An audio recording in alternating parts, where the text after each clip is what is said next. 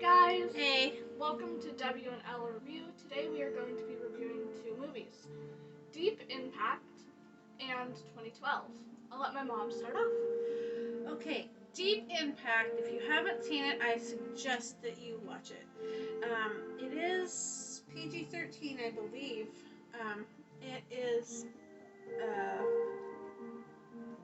kind of an end of the world kind of movie kind of thing. So if you don't want to know what the movie's about, if you haven't seen this and you don't want to know, fast forward. The movie takes place where there's a comet or an asteroid that is heading towards Earth and is going to destroy Earth. And it, kind of science fiction-y, kind of, scientific-y, I guess.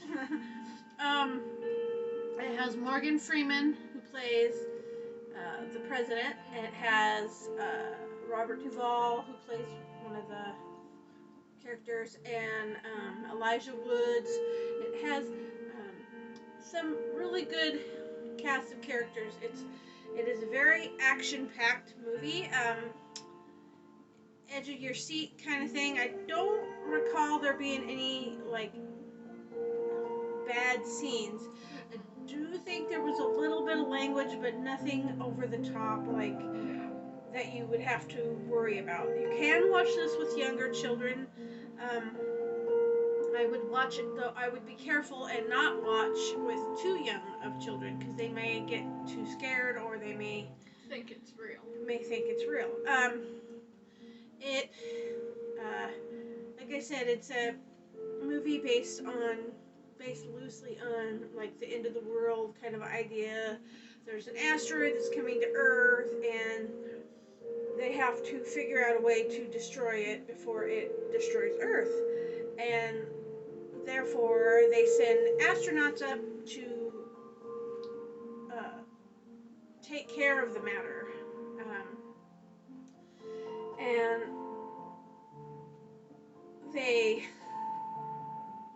their intention is to destroy this asteroid. But instead, they end up breaking the asteroid into two pieces, and it still comes to Earth, but it doesn't do as horrible of damage as it would have done. It is action-packed, like I said. It is very much edge-of-your-seat kind of a movie. If you like Morgan Freeman, you would probably like this. If you like that kind of, those kind of movies where you're on the edge of your seat, you're trying to figure out, is this good, could this happen, or, what are they gonna do, then you may like this. If you've never seen a movie like this, you might try it. I really don't know what else more to say other than give it a shot. I'll let my daughter tell you what she thought. Okay, so it is, I believe it's an hour and a half movie, maybe a little longer, maybe closer to 2 hours. So it could be considered kind of a long movie. I don't remember exactly how long. It seems like, if it isn't actually as long as I think it seems like it is, because you're at the edge of your seat and you feel like you're experiencing it as well.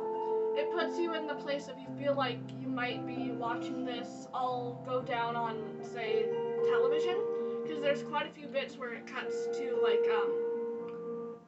like news reports and stuff like that.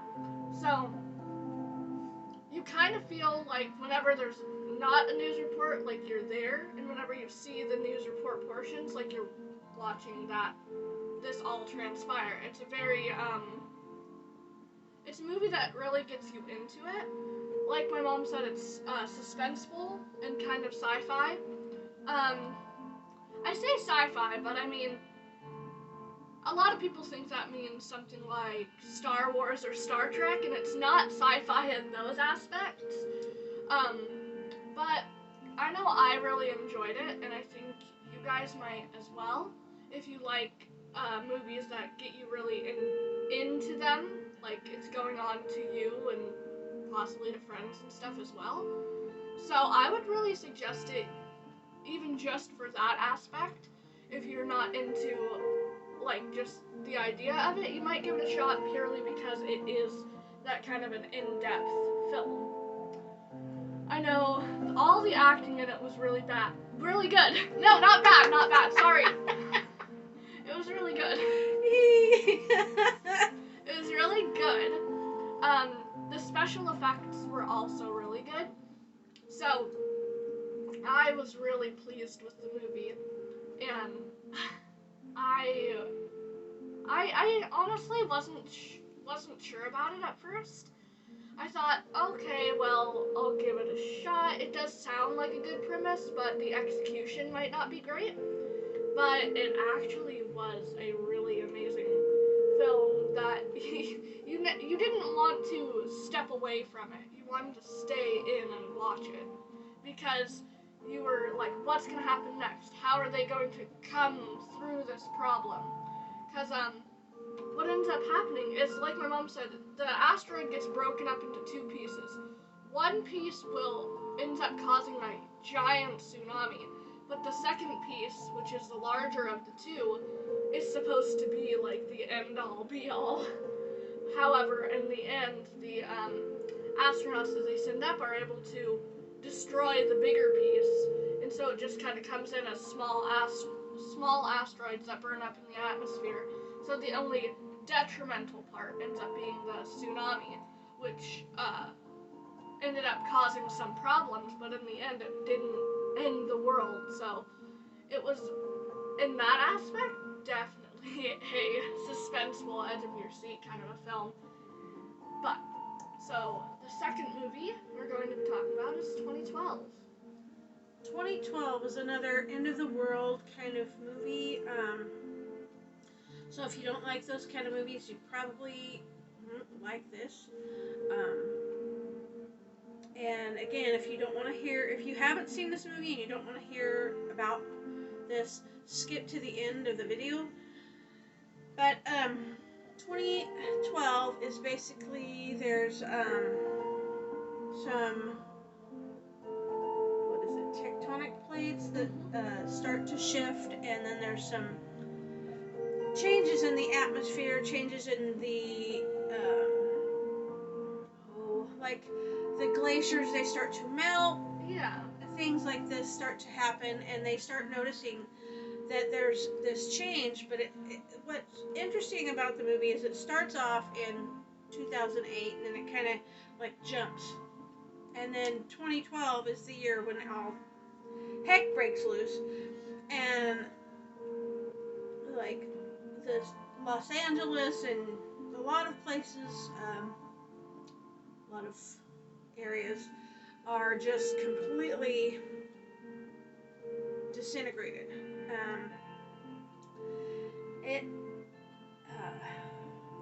This is a very action-packed kind of movie, almost,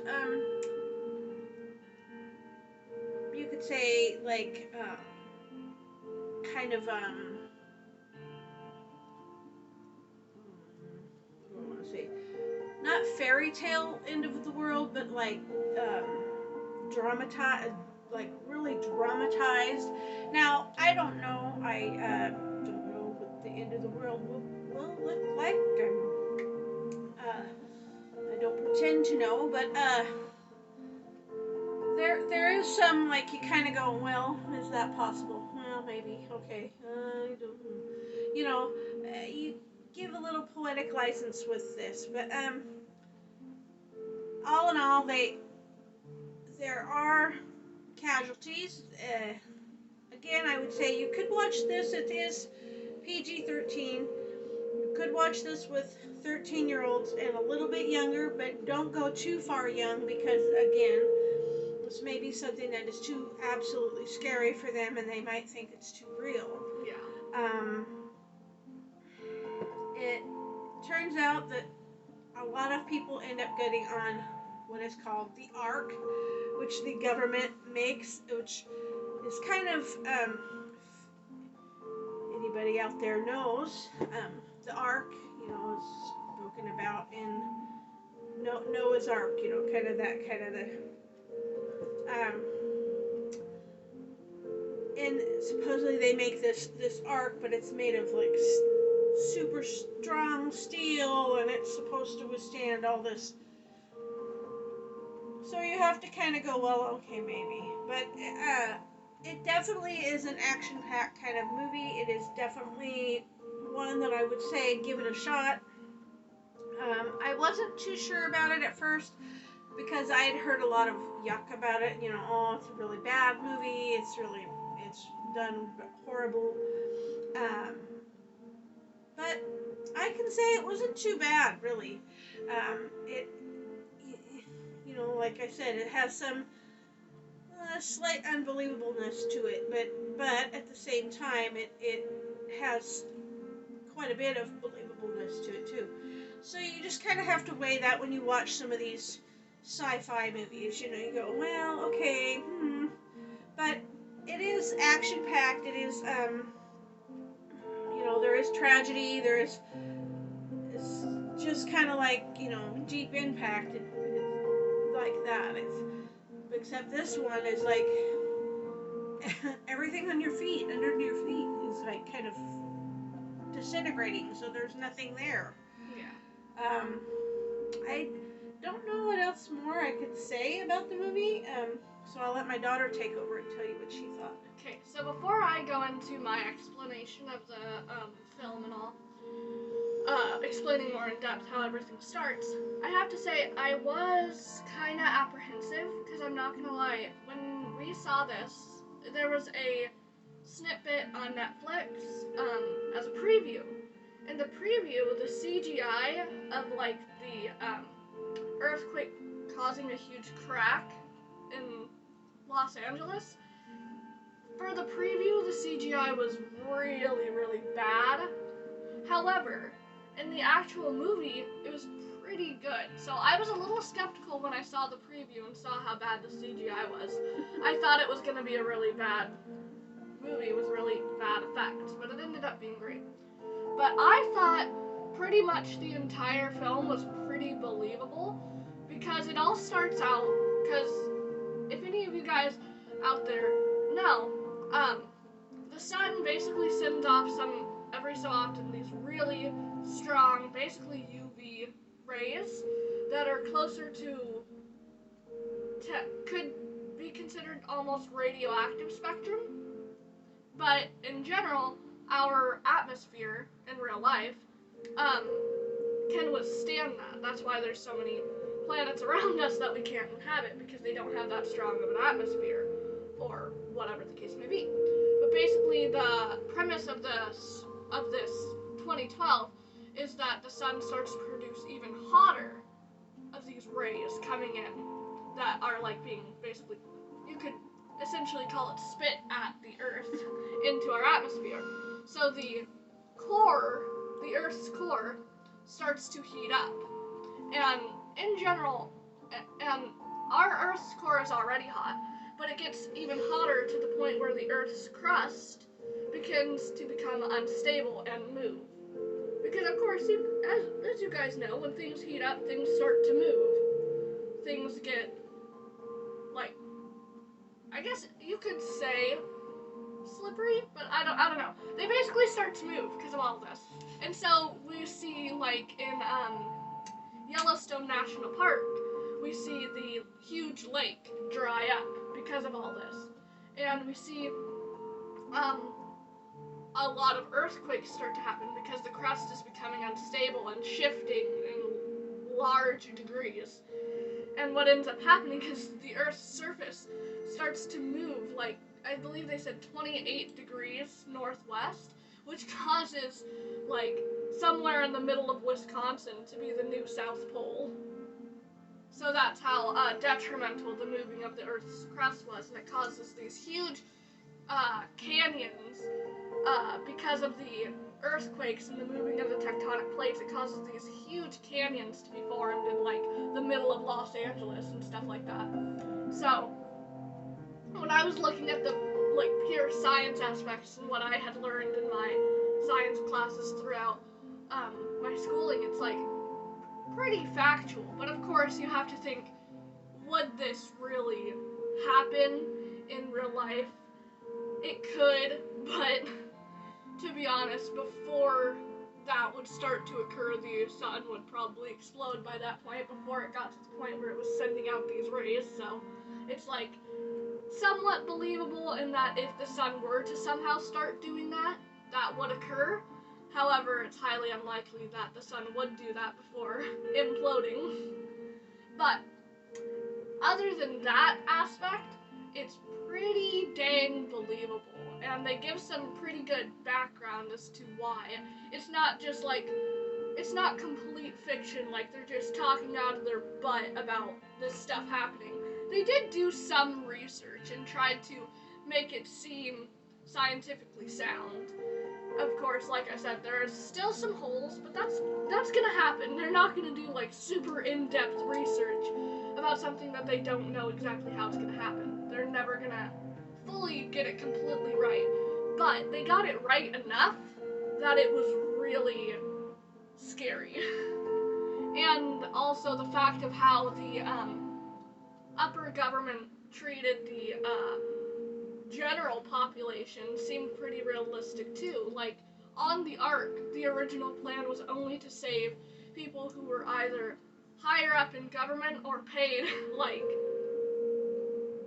3 billion euro to get on this Ark.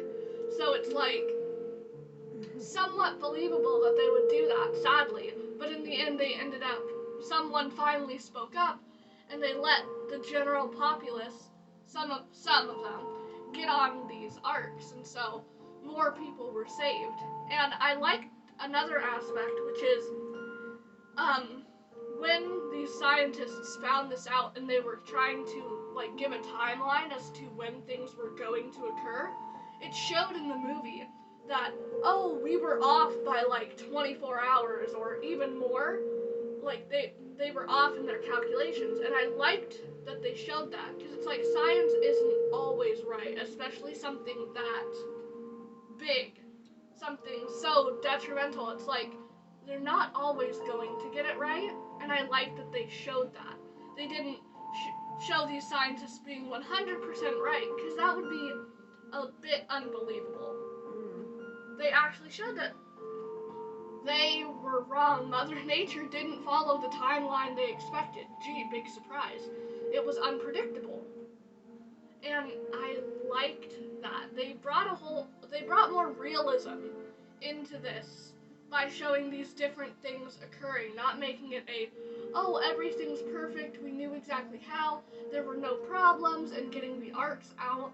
Like, some of these arcs were destroyed because there was a huge earthquake, so some of them they couldn't use, which is part of the reason why some of the people, the general populace, were wanting to get on and they couldn't let them on because some of these arcs were down. They weren't available for use. So I like that they showed that there were issues. Not everything was a perfect, oh, everything was working out perfectly, we timed it perfectly, we knew exactly when everything was going to happen. We were able to get everyone on board that we wanted to get on board. We were able to save everything. It wasn't that. They showed imperfections in the planning and in the execution of the end of the world preparations and everything. And I just loved that, because it's like, yeah, in a life or death situation where the earth may just completely go kaboom, they showed that, yeah, people aren't always going to do perfect work. There's going to be errors. There's going to be mistakes because everyone's stressed out because it's the end of the world. And I like that. But anyways, guys, after my rant, if you liked what we had to say, please leave a comment down below and leave us a like and maybe even subscribe if you haven't already. Also, huge shout out to Marion, also known here on YouTube as Life Unboxed. Thank you so much for joining our Patreon. And if you guys are interested, the link will be in the description box down below. And with that being said, guys, we're going to see you next week. Bye!